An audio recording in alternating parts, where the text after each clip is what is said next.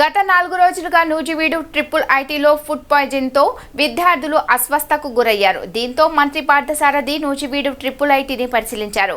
క్యాంపస్లోని క్యాంటీన్లు మంత్రి తనిఖీ చేశారు. ఫుడ్ పాయిజన్తో ఆసుపత్రిలో చికిత్స పొందుతున్న విద్యార్థులకు మెరుగైన వైద్యం అందించాలని ఆయన ఆదేశించారు. విద్యార్థుల అనారోగ్యానికి కారకులైన వారిపై కఠిన చర్యలు తప్పవని పార్థసారథి హెచ్చరించారు.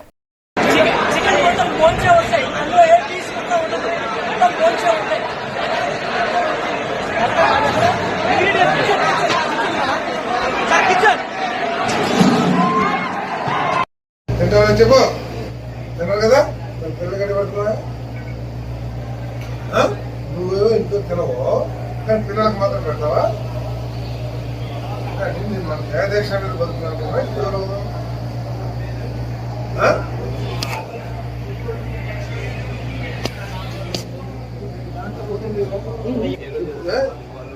చెక్ చేపిస్తాను. ఇది కనుక ఈ రోజు కాదంటే కనుక లోపల వేపించుకుంటే తీసుకొని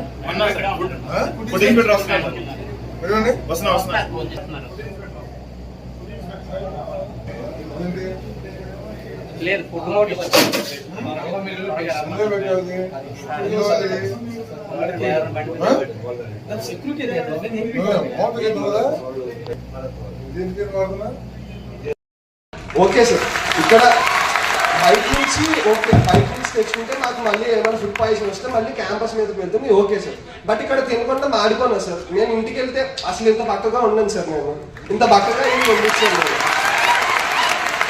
అంటే సార్ వెజ్ వాళ్ళకి అస్సలు లేదు సార్. ఈ క్యాంపస్లో చోటు లేదు సార్. మా ఫ్రెండ్స్ ఎవరైనా వెజ్ వాళ్ళు వస్తారంటే నేను రావద్దని చెప్పాను. మొత్తం మీద చెప్పాను సార్ రావద్దని.